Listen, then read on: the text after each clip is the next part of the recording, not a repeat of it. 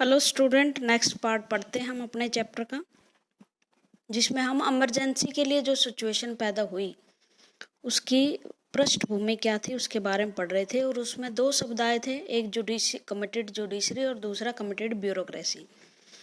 Bureaucrats को committed होते हुए कोई ज़्यादा देर नहीं लगी, क्योंकि उन्होंने करना ही मंत्री के अंडर काम करना होता है। सरकारें आती जाती रहती हैं, फिर भी वो काम करते रहते हैं। लेकिन जुडिशरी के लिए बड़ा मुश्किल होता है, क्योंकि जुडिशरी को किसके अनुसार काम करना पड़ता है? संविधान के अनुसार निर्णय लेने होते हैं, संविधान के अनुसार काम करने पड़ते हैं। एक सरकार के साथ वो चल नहीं सकते, क्योंकि सरकार के बहुत सारे ऐसे काम होते हैं जो कॉन्स्टिट्यूशन का वायलेशन करने वाले होते हैं। और इस वजह से जब इंदिरा गांधी को लगा कि जुडिशरी उसके काबू में नहीं आ रही, जुडिशरी उसके अनुसार फैसले नहीं दे रही, तो उन्होंने संविधान में परिवर्तन करना शुरू कर दिया। और एक लंबे चौड़े परिवर्तन के बाद संविधान का ऐसा स्वरूप पेश किया कि जो पहले वाला संविधान रहा ही नहीं। मतलब सब कुछ गवर्नमेंट के अकॉर्डिंग, जैसे गवर्नमेंट को आसानी हो उसी तरह संविधान में परिवर्तन कर दिया। संविधान में परिवर्तन करना संसद का काम है, और संसद में 371 के आसपास जो है वो कांग्रेस के एमपी बैठे हुए थे, तो उसके लिए संविधान में परिवर्तन करना कोई बड़ी बात नहीं थी। तो इस तरह से कमिटेड ब्यूरोक्रेसी और जुडिशरी में क्राइसिस पैदा हो गए। और आपको पता है, सबसे पहले जुडिशियल जो सिस्टम था जिसके तहत जजों की चीफ जस्टिस बनना होता था किसी जज को, ए.एन. रॉय है जिन्होंने इंदिरा गांधी के पक्ष में फैसला दिया, उसको जो 3 मोस्ट सीनियर जज थे उनको हटाकर पहली बार किसी जूनियर को चीफ जस्टिस ऑफ इंडिया बनाया गया। मतलब गलत ट्रेंड शुरू हो गए भारत की राजनीति में। लोकतंत्र के लिए खतरे होते हैं इस तरह से, अगर इस तरह की चीज़ें किसी डेमोक्रेसी में पैदा होती हैं। लेकिन इमरजेंसी के लिए एक बहुत बड़ी श्रृंखला थी घटनाओं की, जिसके कारण और भी चीज़ें पैदा हुई। जब इस तरह की चीज़ें देखी कि जुडिशरी के भी वो फैसले नहीं मान रही, धड़ाधड़ जो है वो पार्लियामेंट से संविधान में परिवर्तन कर रही है, और परिवर्तन भी ऐसे हैं जो डेमोक्रेटिक नहीं है, फंडामेंटल राइट्स का हनन है, तो साथ साथ में आंदोलन चल पड़े।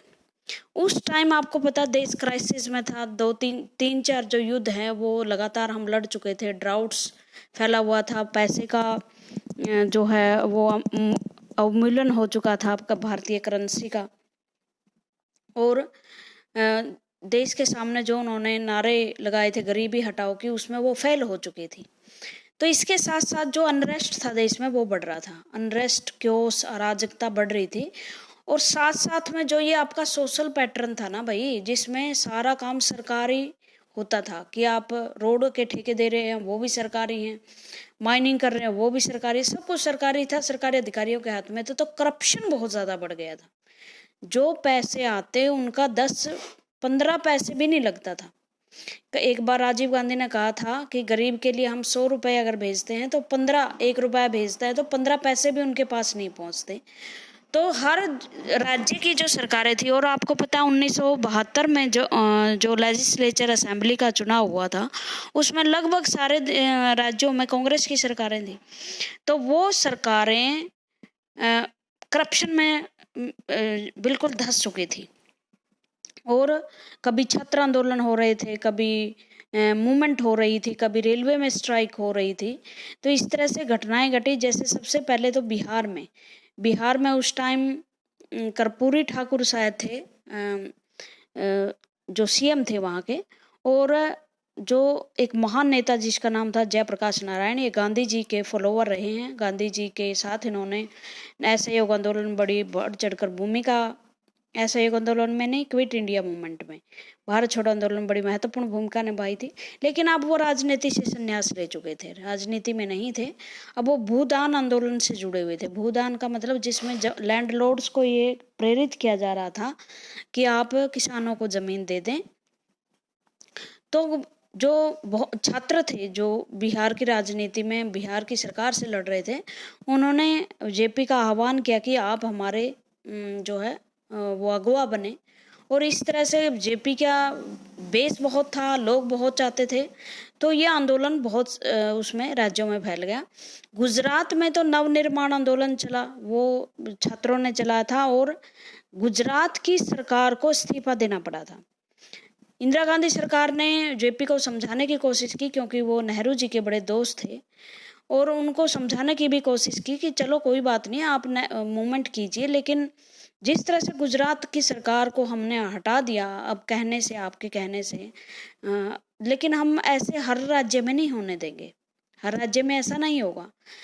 लेकिन जो बहुत सारी विरोधी पार्टियां हैं वो जयप्रकाश नारायण के नेतृत्व में इंदिरा गांधी के विरोध हो गई, और एक बड़ा जलसा होना था 24 तारीख को। लेकिन जैसे ही जयप्रकाश नारायण को पटना से जाना था, दिल्ली आना था, उनका लैंड ही उनको फ्लाई नहीं करने दिया, मतलब ये कह दिया कि मौसम खराब है, वो पहुंचने नहीं पाए। फिर भी एक बड़ी रैली दिल्ली में हुई इंदिरा गांधी के खिलाफ, लेकिन साथ में इंदिरा गांधी ने भी एक बड़ी रैली की, वो भी सक्सेस रही, उन्होंने भी काफ़ी भीड़ जमा ली। दोनों जनता के सामने ये प्रिटेंड करने की कोशिश कर रहे थे कि जनता हमारे साथ है, जनता गवर्नमेंट के साथ है। पॉलिटिकल पार्टियां ये कह रही थी, विरोधी पॉलिटिकल पार्टियां, कि जनता आपको हटाना चाहती है, आपके साथ नहीं है। गुजरात का नवनिर्माण आंदोलन, बिहार की टोटल रेवोल्यूशंस, और उसके साथ साथ एक प्रॉब्लम और थी, नक्सलाइट प्रॉब्लम। नक्सलवाड़ी, नक्सलाइट समझते हो ना आप, जो आदिवासी कई बार हथियार उठा लेते हैं, पैरामिलिट्री फोर्सेस को मार देते हैं, लाल झंडे के नीचे चलते हैं, कम्युनिस्ट अपने आप को कहते हैं, मार्क्सवादी कहते हैं, मार्क्स के सिद्धांतों पर चलते हैं। तो वो नक्सलाइट मूवमेंट बंगाल में शुरू हो गया था। एक नक्सलवाड़ी विलेज है, अगर आप जाओगे, जो ये बंगाल है आपका, ये चिकन नेक है, चिकन नेक के यहाँ नक्सलवाड़ी विलेज है, जो हमें नॉर्थ ईस्ट से जोड़ता है चिकन नेक।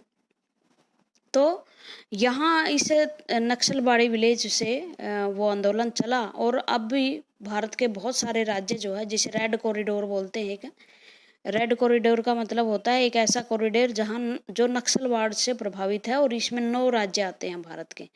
अगर आप भारत का मैप ऐसे बना लो तो इसमें रेड कॉरिडोर को आप बना सकते हो, जो यहाँ से लेकर और नीचे साउथ तक चला जाता है, जिसमें आपका बिहार, झारखंड, महाराष्ट्र, आंध्र प्रदेश, कर्नाटक, ये तेलंगाना, ये जो राज्य हैं वो छत्तीसगढ़, ये राज्य सम्मिलित हैं, बंगाल भी इसमें शामिल है। तो वो नक्सलवाड़ी आंदोलन भी चला हुआ था। तो एक साथ बहुत सारी प्रॉब्लम थी, और इंदिरा गांधी ने ये डिसीजन लिया कि इमरजेंसी लागू की जाए। और मैंने आपको बेस भी बता दिया था कि इमरजेंसी किस आधार पर लगाई गई, इंटरनल डिस्टर्बेंस के आधार पर, जो आर्टिकल 352 में दी गई है। ठीक है, तो हम पढ़ते हैं कि क्या क्या घटनाएं हुई। इन 1967 significant changes took place in Indian politics. Bharat की राजनीति में एक महत्वपूर्ण परिवर्तन हुआ 1967 के बाद। 1967 के बाद कांग्रेस के जो कंजर्वेटिव नेता थे वो एक तरफ हो गए थे, इंदिरा गांधी ने सारी पार्टी को अपने अंडर कंट्रोल में ले लिया था। जो डेमोक्रेटिक पार्टी में कुछ थे गुण, कांग्रेस अब वो निरंकुश तानाशाही में परिवर्तित हो चुकी थी। बल्कि Congress means Indira, Indira means Congress, Congress means Indira, ये हो गया था। पार्टी की कोई ज़्यादा महत्वपूर्ण भूमिका नहीं थी। एक टाइम ऐसा भी आया था कि India means Indira, Indira means India, ये सारे नारे उस टाइम लगे थे। Indira Gandhi emerged as a towering leader with a charismatic personality. एक क्रिश्माई जो पर्सनैलिटी है उसके साथ ही एक बड़ी नेता के रूप में इंदिरा गांधी आई। और आपको पता है 1971 का बांग्लादेश युद्ध, 1974 के पोखरण विस्फोट उन्होंने ही करवाए थे। बल्कि पोखरण के जो परमाणु विस्फोट है वो भी इसीलिए कि लोगों का ध्यान जो है वो विरोधी पॉलिटिकल पार्टियां जो फैला रही है उनके विरुद्ध, उसके विरुद्ध हो जाए, और सरकार की तरफ ध्यान दें कि हमारी सरकार तो बड़े अच्छे काम कर रही है, हमारे देश को मजबूत बना रही है। इसलिए परमाणु विस्फोट किए थे 1974 में। Party competition during this period become bitter and the polarized. Party जो पॉलिटिक्स थी भारत में वो बड़ी मतलब जहर फैल चुका था, वो पॉलिटिकल पार्टियां रही ही नहीं थी। अब सत्ता प्राप्त करना ही सबसे बड़ी आकांक्षा रह गई थी। This period even saw tension between executive and judiciary wing of the government, और इस टाइम जुडिशरी मीन्स आपको पता है न्यायपालिका और कार्यपालिका के बीच में क्राइसिस चल रहे थे। और मैंने ये भी बता दिया था कि सेपरेशन ऑफ पावर है भारत में, जो जुडिशरी है, एग्जेक्टिव और लेजिस्लेचर, इन तीनों के काम बटे हुए हैं। लेकिन एक थोड़ी सी चेक एंड बैलेंस हमने किया है कि एक विंग दूसरे विंग को चेक कर सकती है, उसकी जो पावर है उस पर लिमिटेशन लगा सकती है। Congress describe court as a conservative institution. Congress ने कहा कि कोर्ट एक कंजर्वेटिव इंस्टीट्यूशन है। अब कंजर्वेटिव का मीनिंग समझो। कंजर्वेटिव का मतलब ऐसा होता है एक ऐसी इंस्टीट्यूशन जो बदलाव हो रहे हैं, जो प्रोग्रेसिव चेंजेस हो रहे हैं समाज में, उसको होना ही ना दे। मतलब जो स्टेटस क्यो की स्थिति रखे। स्टेटस क्यो की का मतलब वही स्थिति रखे जो है, बदलना नहीं चाहती। क्योंकि उसने जो बैंकों का राष्ट्रीयकरण था, प्रिवी प्रसिद्ध थे राजाओं को, उसको उस पर रोक लगा दी थी ना। तो कांग्रेस ये कह रही थी कि जो जुडिशरी है वो तो एक कंजर्वेटिव संस्था है जो हमारे प्रोग्रेसिव विचारों को में बाधक है, which was becoming an obstacles in the implementation of the program for pro-poor। और कांग्रेस पार्टी जो गरीबों के लिए योजनाएं चला रही है, लागू करना चाह रही है, वो उसमें बाधक बन रही है। The opposition party felt that the politics had been polarized। Political parties को ये लग रहा था कि यहाँ तो डेमोक्रेटिक नाम की चीज ही नहीं है।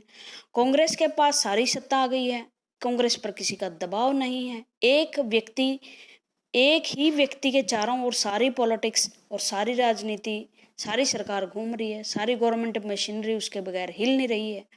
Implement Indira Gandhi personal authority.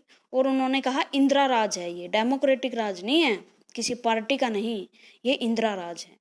In 1975, Indira Gandhi imposed national emergency on the ground of maintaining national integrity। National एकता को बनाए रखने के लिए उन्होंने इमरजेंसी लागू कर दी। 22 जुलाई को उसने लोकसभा में बोली, वो 25 जून को ये लगी है भाई। 25 जून 1975 को इमरजेंसी लागू की गई थी शाम को राष्ट्रपति के द्वारा। और सुबह काउंसिल ऑफ मिनिस्टर की बैठक हुई थी। और जो इमरजेंसी लागू होती है संविधान के अनुसार, उसमें कहा गया कि काउंसिल ऑफ मिनिस्टर का मतलब प्राइम मिनिस्टर और 25 जो कैबिनेट मिनिस्टर हैं वो। लेकिन एक अकेले प्रधानमंत्री ने ही हमारे देश में इमरजेंसी लागू कर दी बिना कॉन्सेंट लिए मंत्रिपरिषद की। तो 22 जुलाई को उसने बोलते हुए कहा, अपने आप को डिफेंड करते हुए, this action is totally within our constitutional framework. उन्होंने कहा कि इमरजेंसी कोई ऐसी चीज नहीं है जो कॉन्स्टिट्यूशन से बाहर है। मैंने कॉन्स्टिट्यूशन के फ्रेमवर्क के अंडर ही ये इमरजेंसी लगाई हुई है। It was undertaken in order के अनुसार लगाई है, not to destroy the constitution. हमने किसी भी तरह कॉन्स्टिट्यूशन को चोट नहीं पहुंचाई, but to preserve the constitution, बल्कि कॉन्स्टिट्यूशन की रक्षा की है, to preserve and safeguard our democracy, अपने लोकतंत्र को बचाने के लिए। वो पता नहीं ये कैसे किस आधार पर कॉन्स्टिट्यूशन को बचाने की कोशिश कर रही थी, क्योंकि कॉन्स्टिट्यूशन का मतलब आप वायलेट ना करो ना। पॉलिटिकल पार्टियां किसी भी तरह कॉन्स्टिट्यूशन को हानि नहीं पहुंचा सकती, क्योंकि उनके पास पावर ही नहीं होती। कॉन्स्टिट्यूशन को कौन वायलेट कर सकता है? जिसके पास पावर होती है। और वो पावर किसके पास थी? वो पावर गवर्नमेंट के पास थी। अब क्या क्या कारण बने, वो कारण आप ध्यान से देखना। जैसे इकोनॉमिक सिचुएशन उस टाइम कैसी थी। इकोनॉमिक सिचुएशन में बहुत दबाव था भारत की इकोनॉमी पे। क्यों? 1971 में लाखों लोग जो चकमा शरणार्थी के रूप में भारत में आए, चकमा रेफ्यूजीज, उनका दबाव था। लाखों लोग वहाँ आए हुए थे। असम के लोग उन्हें, असम, मेघालय, मणिपुर के लोग उन्हें बाहर निकालना चाहते थे, क्योंकि ये लगता था कि चकमा शरणार्थियों ने उनकी ज़मीन पर आकर उनके रोजगारों को छीना है। और इस तरह से भारत और बांग्लादेश के वार में काफ़ी हमें जो अमेरिका से ऐड मिलनी थी या वर्ल्ड बैंक से, IMF से, वो सारी बंद हो चुकी थी। तो स्थिति खराब थी। और नारा उसने दिया था कि गरीबी हटाएंगे, गरीबी हटाने के लिए हम 20 सूत्री कार्यक्रम लाएंगे। तो वो ऐसा कुछ हो नहीं पा रहा था। इन 1975 election, Congress give the slogan गरीबी हटाओ। The economic and social condition of the country how did not improve. Bangladesh crisis put a heavy strain on the India economy. जब भी युद्ध होता है तो इकोनॉमी पर बहुत भारी प्रेशर आता है किसी भी युद्ध में, क्योंकि सारे जो रिसोर्सेज होते हैं देश के वो हमें कहाँ लगाने पड़ते हैं, हमें युद्ध में लगाने पड़ते हैं। और उससे क्या होता है, बाज़ारों में वस्तुएं महंगी हो जाती हैं, महंगाई आसमान छूने लगती है, आम चीज़ों की कमी हो जाती है, क्योंकि ये नहीं पता होता युद्ध कितने दिन तक चलेगा, हमें चीज़ें बचा कर रखनी पड़ती है। इसलिए भारत की इकोनॉमी लगभग फेल होने की कगार पे थी। उसके बाद जो इन्फ्लेट्रेशन ऑफ द 8 मिलियन, जो 8 मिलियन मतलब 80 लाख रेफ्यूजी भारत में आए, क्योंकि बांग्लादेश में पाकिस्तान के अत्याचार बढ़ गए थे तो वो लोग अपने गांव शहर छोड़ छोड़ के इंडिया में आ गए थे। और आपको पता बांग्लादेश का जो इलाका है वो किससे लगता है, बंगाल से, और जो 7 सिस्टर हैं उनसे। तो वहाँ वो आ गए थे इनको पाकिस्तान के अत्याचार की वजह से। तो यूएस उस टाइम, अमेरिका जो है वो भारत का नहीं बल्कि पाकिस्तान का दोस्त बना हुआ था। तो हमारी ऐड बंद हो गई थी, वहाँ सहायता देनी बंद कर दी थी। Lead to increase in price of product, price increase, तो इस वजह से वस्तुएं महंगी हो गई। जो 1973 में 23% थी बढ़कर 1974 में 30% हो गई। मतलब इस तरह के जब क्राइसिस आते हैं किसी भी देश में तो इकोनॉमी में प्रेशर आ ही जाता है और वस्तुओं के दाम बढ़ जाते हैं, ये एक आम सी बात है। It cause hardship to the people, लोग और परेशान हो गए। अब ये उन्होंने सोचा कि भाई इंदिरा गांधी तो आई थी हमारी गरीबी हटाने के लिए, लेकिन अब तो गरीबी और भी बढ़ गई है। देखो आम जो लोग होते हैं ना, गरीब या अनपढ़ लोग होते हैं, वो हर चीज़ का कारण सरकार को मानते हैं। अगर उनके पास फायदा होता तो उनको लगता है कि सारा जो फायदा है वो सरकार ने ही किया है, और सारा जो गलत काम होता है, वस्तुओं के दाम बढ़ जाते हैं या जो भी होता है, उसको लगता है वो भी काम गवर्नमेंट ने ही किया। जबकि इसके बहुत सारे कारण होते हैं पीछे। सरकार कई बार इंटरनेशनल मार्केट होती है, वहाँ दाम गिर जाते हैं, ऑयल के दाम बढ़ जाते हैं, करेंसीज के दाम बढ़ जाते हैं। तो इस तरह से बहुत सारे फैक्टर होते हैं जिसमें सरकार भी कुछ नहीं कर पाती, लेकिन आम लोगों की बात ये समझ में नहीं आती कभी भी। Further slow growth rate and unemployment rose in rural area, rural area में स्लो ग्रोथ रेट, हमारी मतलब इकोनॉमी का जो ग्रोथ रेट थी वो कम हो गई, अनएम्प्लॉयमेंट बढ़ गई। To reduce expenditure government fortified the salaries of the employees. और जब ऐसी स्थिति आती है, हमारे देश का एक आर्टिकल है 360, उसके अनुसार 360 के अनुसार जो है वो अगर वित्तीय आपातकाल लागू होता है तो सैलरी रोक ली जाती है इमरजेंसी के टाइम, लेकिन उसके लिए इमरजेंसी लगानी पड़ती है। लेकिन इंदिरा गांधी तो वैसे ही सैलरी रोक के रखी थी। हमारे देश में कभी 360 आर्टिकल का प्रयोग नहीं हुआ अभी तक, लेकिन फिर भी इन्होंने एम्प्लॉयज़ की तनख्वाह जो है, वेतन, वो रोक लिया ताकि जो इकोनॉमी है उसको थोड़ा सा उभारा जा सके। फेलुअर ऑफ मानसून 1972 एंड 73, मतलब मानसून का फेल होने का मतलब होता है कि बारिश ना होना, उसके वजह से फूड प्रोडक्टिविटी वो बहुत प्रभावित हुई और 8% कम हुई। A general atmosphere of disaffection prevail all over the country. और आम तौर पर जैसे भी इन हालात में लोग नाराज हो जाते हैं सरकार से, ये चीज़ें हो गई थी। उसके बाद पॉलिटिकल पार्टियां जो होती है ना, अपोजिशन पॉलिटिकल पार्टियां, वो इस चीज़ों का फ़ायदा उठाती है बड़ा, और उन्होंने नारा लगाना शुरू कर दिया, इंदिरा हटाओ देश बचाओ, ठीक है। और इस वजह से जो नॉन कांग्रेस पार्टियां थी उन्होंने ऐसा मतलब सिचुएशन खड़ी कर दी कि वो मूवमेंट लाने पर तैयार हो गए, आंदोलन किया बहुत जगह। दूसरी तरफ एक ग्रुप था हमारा मार्क्सिस्ट और लेनिनिस्ट ग्रुप, जो लोग मार्क्स के सिद्धांतों पर चलते हैं। मैंने आपको 11वें में बता दिया था कि मार्क्सवादी क्या चाहते हैं कि समाज से भेदभाव ख़त्म हो जाएं, सब गरीब अमीर एक हो जाएं, सारे जो रिसोर्सेज हैं उनका गवर्नमेंट हैंडल करे उनको, और कोई प्राइवेट उद्योग हो ना। तो इस तरह के बंगाल में जो है नक्सलाइट मूवमेंट चला। मैंने बताया था चिकन नेक के आसपास नक्सलबाड़ी एक गांव है, वहाँ पर ये नक्सलवादी मूवमेंट चला जो मार्क्सवादी है। और ये एक में ही नहीं था, एक बंगाल में ही नहीं था, उसके बाद छत्तीसगढ़, बिहार, झारखंड होता हुआ वो आंध्र प्रदेश तक फैला हुआ था। और उसके साथ ही जो नवनिर्माण मूवमेंट था गुजरात में और बिहार में, हॉस्टाइल सिचुएशन फॉर कांग्रेस, वहां तो सरकार ही गिरानी पड़ी। तो इंदिरा गांधी ने इन सभी समस्याओं का हल एक ही समझा कि अब जो है इमरजेंसी लागू कर दें। इमरजेंसी में सारी हाथ में पावर सरकार के आ जाती है, किसी को भी जेल में ठोक दिया जाता है, जो फंडामेंटल राइट पे सस्पेंड कर दिए जाते हैं उनको लेकर आप कोर्ट में भी नहीं जा सकते, सर्वा सर्वे सरकार हो जाती है, आप कुछ भी कर सकते हो तब मतलब इमरजेंसी का लाभ उठाकर। जयप्रकाश के नारायण के बारे में पढ़ लेते हैं हम थोड़ा बहुत। ऐसी पर्सनालिटी के बारे में आप नेट से भी पढ़ सकते हो, बहुत जानकारी मिलेगी, बहुत महान नेता थे। लोकनायक जयप्रकाश नारायण, जेपी भी बोलते हैं इसको, JP movement. A Marxist youth थे, मतलब मार्क्सवादी थे। He was the founder general secretary of the Congress socialist party. Nehru ji के दोस्त थे, क्योंकि नेहरू जी और इन्होंने ही सोशलिस्ट पार्टी जो कांग्रेस के अंडर काम करती थी उसकी स्थापना की थी। बाद में नेहरू ने सोशलिस्ट जो है सोशलिस्ट की बजाय कांग्रेस को ज़्यादा महत्व दिया, सोशल पार्टी को नहीं। सोशल पार्टी से वो अलग हो गए थे।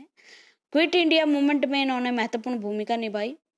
ये भूमिगत नेताओं में से एक थे भाई। भूमिगत क्विट इंडिया मूवमेंट के दौरान कई लोगों ने सरकार से छुप कर रेडियो स्टेशंस वगैरह चलाए थे और लोगों को वो प्रोत्साहित करते थे मूवमेंट में भाग लेने के लिए, क्योंकि जो मेन नेता थे वो गिरफ्तार हो चुके थे, गांधी जी वगैरह।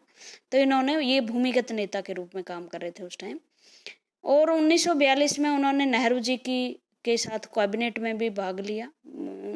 हमारे यहाँ इलेक्शन हुए थे 1937 में, सरकारें बनी थी। गांधीयन लीडर थे। भूदान मूवमेंट से, भूदान का मतलब जहाँ जमींदारों से जमीन लेकर किसानों पर दी जाती थी। उन्होंने नागा जो रिबेल थे, जो नागालैंड की मांग कर रहे थे, असम से अलग होना चाहते हैं, उनसे भी बात की थी। कश्मीर में भी शांति स्थापित करने के लिए उन्होंने बहुत कुछ किया। और वो आगे फिर गुजरात के नवनिर्माण आंदोलन से भी जुड़े। और 1977 में वो जब जनता पार्टी की सरकार आई, उस पार्टी को जितवाने में इन्होंने महत्वपूर्ण भूमिका निभाई थी। बिहार मूवमेंट, बिहार में क्या मूवमेंट था, और ये बिहार के ही थे भाई Jayaprakash. Bihar movement was started by student in Bihar in 1974। ये स्टूडेंट के द्वारा चला गया था बिहार में। इट वाज, क्योंकि उस टाइम जो कांग्रेस की सरकार थी वो बहुत ज़्यादा करप्टेड हो चुकी थी और इस सरकार को बाद में रिजाइन भी करवा दिया था। It was lead by veteran socialist Jayaprakash Narayan, और ये आंदोलन का नेतृत्व जयप्रकाश नारायण ने किया था against the corrupt and inefficient regime of Bihar. Bihar में असंतोष फैल गया था कि ये सरकार प्रशासन सही ढंग से नहीं कर रही, करप्शन है। और by 75 the movement had spread. Jayaprakash Narayan called upon the people of Bihar to launch a total comprehensive movement. आपसे कई बार पूछा जाता है कि टोटल रेवोल्यूशन के संचालक कौन थे? जयप्रकाश नारायण थे। और इनने एक और सिद्धांत दिया था, party less politics, party less politics. तो कई बार ये क्वेश्चन पूछा जाता है, बड़े बड़े एग्जाम में पूछा जाता है, आप ध्यान रखना, लिख लेना इसको। तो इसका नेतृत्व किया। अब भी बिहार तक रुकने वाले नहीं थे। इंदिरा गांधी ने बड़ी रिक्वेस्ट की कि आप दूसरे राज्यों में ऐसी कोशिशें ना करें कि इंदिरा गांधी इसकी कांग्रेस की सरकार चली जाए, लेकिन जयप्रकाश नहीं माने। The society and the individual, the revolution was to carry on the process of struggle. और टोटल रेवोल्यूशन का क्या मतलब है? टोटल रेवोल्यूशन में जयप्रकाश नारायण जी कहते थे कि ये सिस्टम ही खराब है, जो ये पार्लियामेंट्री सिस्टम हमने अपनाया है ये ही गलत है। भारत का जो समाज है, अब जो समाज में या सरकार काम कर रही है वो गलत है, इसलिए इसमें टोटल चेंज होना चाहिए। इसमें ऐसा समाज होना चाहिए, ऐसी गवर्नमेंट होनी चाहिए, ऐसे प्रशासन होना चाहिए जिसमें महिलाओं को, दलितों को, सबको अधिकार मिले, शोषण ना हो, पूंजीपति ना हो, मजदूर किसान को हक मिले, करप्शन ना हो। इस तरह की जो पार्लियामेंट्री गवर्नमेंट वो ना हो, इसकी बजाय गांव से की पंचायत जो है वो नीचे जो गांव के लोग हैं वो पंचायत को चुने, पंचायत के लोग आगे विधानसभाओं के मेंबर को चुने और इस तरह से संसद बने। इस तरह से वो मतलब संपूर्ण राजनीति को चेंज करना चाहते थे। The society of and individual, the revolution was to carry on the process of struggle and at the same time carry out constructive and creative activity. उन्होंने ये कहा, बड़ी अच्छी बात ये दो कही उन्होंने, कंस्ट्रक्टिव एंड क्रिएटिव एक्टिविटीज। उन्होंने ये कहा कि हमारा मकसद केवल ये नहीं है कि हम कांग्रेस की सरकार को हटा रहे हैं, हमारा काम है निर्माण करना। मतलब कांग्रेस की जगह अगर कोई और भी सरकारें आएंगी, हमारा ये मतलब नहीं है कि कांग्रेस की जगह सोशलिस्ट पार्टी आ जाए, नहीं। एक ऐसी सोसाइटी जो जिसमें निर्माण कार्य हो, जिसमें रचनात्मक काम हो, जिसमें लोगों की समस्याएं खत्म हो। The movement aimed for a new evaluation, उसका था एक नई क्रांति लेकर आना, एक नए बदलाव लेकर आना। He gave the example of Kothari commission. Kothari commission 1967 में एजुकेशन के लिए बिठाया गया था भाई, कि एजुकेशन में किस तरह से चेंजेस होने चाहिए। उन्होंने उदाहरण दिया कोठारी एजुकेशन कमीशन का, which has suggested radical change in the field of education from primary to secondary stage, जिसमें इस एजुकेशन जो कमीशन था उसने कहा था कि चेंज होने चाहिए, रेडिकल मैंने होता क्रांतिकारी, कुछ चेंज नहीं, संपूर्ण चेंज होना चाहिए, और ऐसे चेंज होने चाहिए जो प्रोग्रेसिव हो, जो प्रगति वाले हों, प्राइमरी से लेकर सेकेंडरी तक। However nothing concrete had been done to achieve the objective as suggested. JP pointed out to the discontentment of the oppressed classes. He focused on socio-economic problem of Harijan and tribals from the economic angle. According to JP, these people were poor from the social angle. Harijan were still maltreated. Thus, the constructive program of the movement was the emancipation of these people. इसका मतलब हम ये कह सकते हैं कि उसका जो आंदोलन था वो सिर्फ और सिर्फ इंदिरा गांधी के खिलाफ नहीं था, उनका था कि समाज में जो चीज़ें हो रही हैं, कि अभी तक भी दलित लोग हैं, हरिजन लोग हैं, वो मेल ट्रीटेड किया जाता है, उनका गलत व्यवहार किया जाता है, वुमेन्स को अभी तक अधिकारों के नाम पर कुछ नहीं मिला है। लोगों का सशक्तिकरण होना चाहिए, जो गरीब लोग हैं उनको सशक्त बनाया जाए, ऐसा सिस्टम स्थापित किया जाए। JP total revolution focused on struggle. उन्होंने फोकस किया, जो जेपी की टोटल रेवोल्यूशन था, यहाँ उसकी विशेषताएं पूछी जाएगी आपसे भाई, क्वेश्चन बनेगा कि what is the features of total revolutions.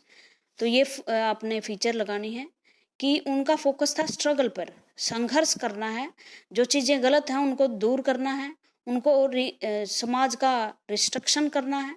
Reconstruction का मतलब होता है दोबारा से निर्माण करना है, प्रोपेगेंडा प्रचार करना है, और एक दूसरे से संगठित करना है समाज, और संगठित समाज ही क्या कर सकता है, फिर गवर्नमेंट का विरोध कर सकता है। JP wanted to focus the initially on constructive aspect. रचनात्मक मतलब कार्यों की तरफ ध्यान देने के लिए जेपी ने अपना आंदोलन चलाया। It include banning on dowry. उन्होंने कहा कि दहेज प्रथा पर पाबंदी हो, removal of untouchability and caste distinction, अस्पृश्यता को दूर करें, कास्ट सिस्टम को हटाया जाए। ये चीजें हुई भाई, कानून बना, फिर डावरी पे कानून बना, दहेज प्रथा के विरुद्ध कानून बना, अनटचेबिलिटी के लिए कानून बना 1978 में, caste distinction, so that the country could move toward social and cultural integration, ताकि जो हमारा देश है वो सामाजिक और सांस्कृतिक रूप से एक हो जाए। Total revolution according to JP would lead to permanent evaluation. आपने एक मार्क्स की सुनी होगी, परमानेंट रेवोल्यूशन। परमानेंट रेवोल्यूशन का मतलब होता है, अगर ये नहीं कि आज हमने क्रांति कर दी और कल हम चुप बैठ गए, इसका मतलब ये है कि जब जब गलत हो हम तैयार रहें उस गलत को मिटाने के लिए। परमानेंट एवेल्युएशन होना चाहिए, परमानेंट रेवोल्यूशन होना चाहिए, टोटल क्रांति होनी चाहिए, समय समय पर परिवर्तन होना चाहिए। क्रांति जो इवेल्युएशन है वो डायनेमिक होना चाहिए, गतिशील होना चाहिए, चलता रहना चाहिए। JP wanted to evaluation to change both the personal and social lives of the people. JP wanted to establish a partyless democracy. ये भी उनका एक सिद्धांत है, ये भी याद कर लेना कि पार्टीलेस डेमोक्रेसी का सिद्धांत किसने दिया, जयप्रकाश नारायण ने। उसके अनुसार कि पार्टी होनी नहीं चाहिए, जो इस समय पार्टियां हैं वो सिर्फ भ्रष्टाचार के अड्डे हैं। एक पार्टी जाएगी, दूसरी आएगी, कांग्रेस जाएगी, दूसरी आएगी, तो वो भी इतना ही भ्रष्टाचार फैलाएगी। क्यों? क्योंकि ये सिस्टम ही गलत है। उन्होंने कहा कि इस सिस्टम को हटा करके लोगों को पॉलिटिकल एजुकेशन देनी चाहिए, और ऐसी पार्टी, ऐसा सिस्टम होना चाहिए जो पार्टी के बगैर हो, क्लास और कास्ट ना हो, जिसमें जाति पाति का भेदभाव ना हो, वर्ग भेद ना हो, अमीर गरीब का भेदभाव ना हो। और as a short strategy JP start organizing a party to oppose the excess of Indira Gandhi regime. और थोड़े ही समय के लिए उन्होंने एक पार्टी का ऑर्गेनाइज करना शुरू कर दिया जो इंदिरा गांधी के शासन के खिलाफ हो। According to JP, no person has single authority to exploit people. एक व्यक्ति के पास इतनी अथॉरिटी नहीं होनी चाहिए कि वह लोगों का शोषण कर सके। His primary aim was to achieve real democracy and society divide inequalities. जितनी भी इनइक्वालिटीज हैं, असमानताएं हैं, वो खत्म हो। मतलब वो एक अलग तरह का क्रांति चाहते थे। ये नहीं है कि वो इंदिरा गांधी जैसे दूसरी पॉलिटिकल पार्टियों का क्या उद्देश्य था, इंदिरा गांधी को हटाना और खुद शासक बन जाना। लेकिन जेपी चाहते थे कि हम एक ऐसा सिस्टम स्थापित करें जिस जो कांग्रेस अब जो रूप दिखा रही है वो दूसरी पार्टियां भी कभी ना हो। मतलब एक अलग तरह की पॉलिटिक्स वो चाहते थे। गुजरात में क्या हुआ नवनिर्माण आंदोलन में, ये एक एलडी कॉलेज था भाई इंजीनियरिंग का, उसमें छोटा सा आंदोलन हुआ था। बल्कि छोटा सा क्या, स्टूडेंट ने इसलिए किया था क्योंकि मैथ्स के खर्चे बढ़ा दिए थे। 20% फूड जो बिल था वो बढ़ा दिया था। और इनके खिलाफ जो है इमरजेंसी, उनके खिलाफ आंदोलन बढ़ते बढ़ते ऐसा बढ़ गया कि इसमें बहुत सारी पार्टियां शामिल हो गई, बहुत सारी जातियों के संगठन शामिल हो गए। और अंत में वहाँ के जो गवर्नमेंट थी, कांग्रेस की गवर्नमेंट, उसको हटाना पड़ा था। Ahmedabad Navnirman movement in Gujarat. Ahmedabad was a town in the state of Bombay. भाई ये 60s में था जब बॉम्बे एक प्रांत हुआ करता था और गुजरात और महाराष्ट्र दोनों एक ही राज्य हुआ करते थे। Ahmedabad was a town in the state of Bombay after bifurcation of Bombay. Bifurcation का मतलब होता है दोबारा से उनको उसकी सीमा का निर्धारण करना, क्योंकि जो मराठा और गुजराती भाषा के नाम पर दो राज्य बन चुके थे, एक तो महाराष्ट्र और दूसरा गुजरात। ये 1 मई 1960 को बने थे। हरियाणा कब बना था? 1966 को, 1 नवंबर को। Ahmedabad become the state of capital. Gujarat की कैपिटल बन गया अहमदाबाद, अभी भी गुजरात की कैपिटल है। Many research and educational institutions come into being the 1960 in February 1974. The launch of the Navnirman agitation led Ahmedabad to occupy the center stage in national politics. और यहाँ एक आंदोलन हुआ जिन्होंने राष्ट्रीय राजनीति में एक महत्वपूर्ण स्थान रखा। नवनिर्माण रीइन्वेंशन बोलते हैं, reinvention was a socio economic आंदोलन। वैसे स्टूडेंट आंदोलन था लेकिन बाद में इसका स्वरूप चेंज हो गया, ये सोशियो इकोनॉमिक मूवमेंट बन गया। This movement began due to then arrangement of argument over a 20% hike of food bill of the hostel at LD college of engineering. एक एलडी इंजीनियरिंग कॉलेज का था, वहाँ मैथ्स की जो फीस है वो 20% बढ़ा दी थी। What started a small agitation soon grew into Navnirman movement. और ये छोटा सा मूवमेंट एक बड़े आंदोलन में बदल गया। उस टाइम जब ये चला तब नवनिर्माण आंदोलन नाम नहीं था इसका। बाद में जब इसका क्षेत्र बढ़ गया, स्कोप बढ़ गया, तो इसको नवनिर्माण आंदोलन का नाम दिया गया। Navnirman was a student movement an urban upsurge against those who chanted proudly the slogan of white and green revolution. The movement led, ये अर्बन अपसर्ज था भाई, मतलब शहरी लोगों का आंदोलन था, उनके खिलाफ जो ग्रीन रेवोल्यूशन और व्हाइट रेवोल्यूशन का नारा देते थे। The movement led to registration of then Gujarat chief minister Chiman Bhai Patel. और ये गुजरात के जो कांग्रेस की सरकार थी चिमन भाई पटेल की, उस टाइम चिमन भाई पटेल यहाँ के शासक वो थे, उस पर उसका रिजाइन करवा के ही छोड़ा इन्होंने। मतलब एक चुनी हुई सरकार को रिजाइन देना पड़ा, इतना आंदोलन फैल गया। और Indira Gandhi and imposition of emergency by Indira Gandhi in June 1975। By 1980 the elite in powers however focused on moving to hard core development projecting development in Gujarat as mini Japan. 1980 की ये बात बता रहा है कि अब जो है वो मिनी जापान बन गया था, क्योंकि गुजरात में डेवलपमेंट के काम बहुत ज़्यादा हो रहे थे। For success the leader of intermediate and list advantage section was also involved. It lead to growth of the middle class. इससे क्योंकि मिडिल क्लास को इससे रोजगार मिल रहा था, उनकी तरक्की हो रही थी, तो एक मजबूत मिडिल क्लास पैदा हो रहा था। क्लासेस जैसे poor class, middle class, rich class, इस तरह से। The new middle class of Gujarat was no longer dominate by the upper caste, the intermediate, socially and educationally backward classes, and SC/ST now rose upward and become a part of middle class. और in middle class ने भाई मिलकर बहुत सारी जातियों ने खाम नाम का नेतृत्व चलाया, जिसमें खाम मतलब के से क्षत्रिय, हरिजन और दूसरी जो कास्ट थे मुस्लिम वगैरह। upper caste to upper caste to a sense of threat of monopoly. It led educated upper caste to react sharply by launching an agitation against the imposition of the reservation in 19। मतलब ये खाम तो था जो upper caste की monopoly है उनके विरुद्ध, और जो रिजर्वेशन उनके विरुद्ध नहीं है, उनकी कास्ट का था, मतलब जो जनरल कास्ट थे उनकी था। और जो एजुकेशन में जो गवर्नमेंट चाह रही थी कि 1921 में रिजर्वेशन दी जाए, जो छोटी कास्ट है उनके विरुद्ध था ये। वो चाह रहे थे कि अपर कास्ट को भी रिजर्वेशन मिले और या रिजर्वेशन किसी को भी ना मिले, इसका ये मतलब ये था। While in Bihar a powerful satyagraha was organized against the central government, in Gujarat Nirman led to emergence of new coalition government called Jan Morcha and defeat of Congress। Bihar में तो आपको पता है एक सत्याग्रह आंदोलन चला था और उसके विरुद्ध सरकार चली गई थी। उसके बाद कांग्रेस जो गुजरात में है वो कांग्रेस की सरकार चली गई, एक नई सरकार जो एंटी कांग्रेस थी।